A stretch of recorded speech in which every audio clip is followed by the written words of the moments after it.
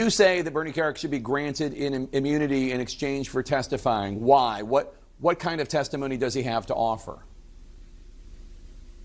Sure. So, I don't know exactly what they want him to testify about, but the Fulton County District Attorney's Office reached out to me and they were demanding that he come down and testify. And I said to them, look, you have publicly identified him as being a co-conspirator.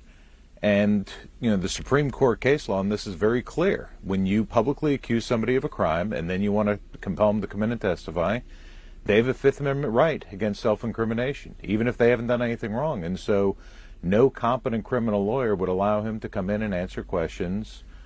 He's going to plead the Fifth. Are you planning on giving him immunity? And this is one thing that I think has been a little bit lost today.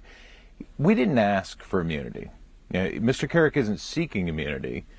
If they want him to testify, then the hurdle that they have to overcome so that he won't plead the Fifth is they have to give him immunity. Right, but you said that they publicly identified him, but he was an unnamed co-conspirator, wasn't he?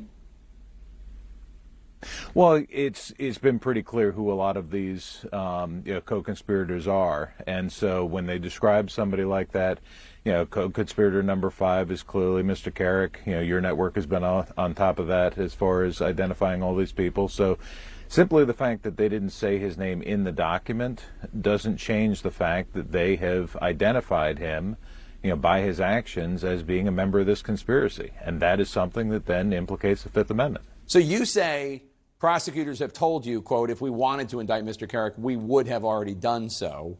And your client's one of 30 unindicted co-conspirators in your case. So it doesn't seem like Fani Willis might suddenly decide to go after your client. It seems like based on what they told you, that they don't want to indict him. They want him to testify.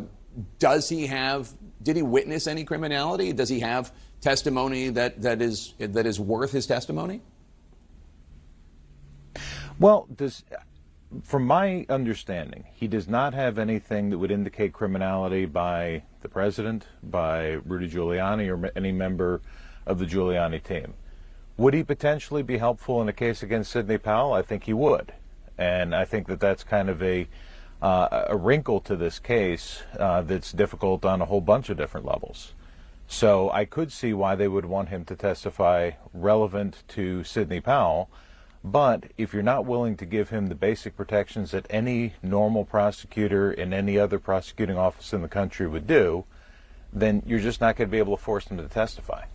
Is Sidney Powell the only one that he might have evidence against or testimony against? Are there other individuals that he might have witnessed something that is worth discussing?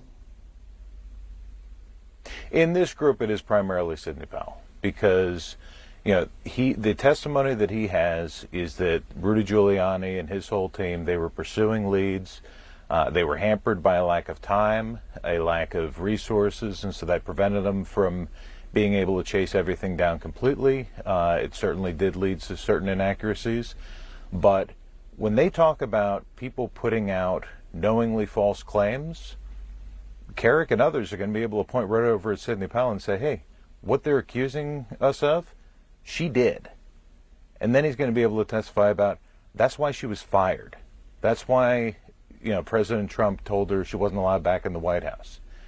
It's actually, in a weird way, very exculpatory to President Trump and to Rudy Giuliani to say, yeah, there was somebody doing something wrong, Sidney Powell, and that's why we got rid of her. That's why we distanced ourselves from her. So I do think it is problematic for her, but in inculpating her, it also exculpates Rudy Giuliani and President Trump. Why were her crazy comments any different from anybody else's? Because she was pushing things that had already been found not to be true. Okay. I think a lot of people were pushing things that were already found not to be true, but to be continued. We'll have you back and talk more about this. Tim Parlatore, always good to have you on. Thank you so much. All right.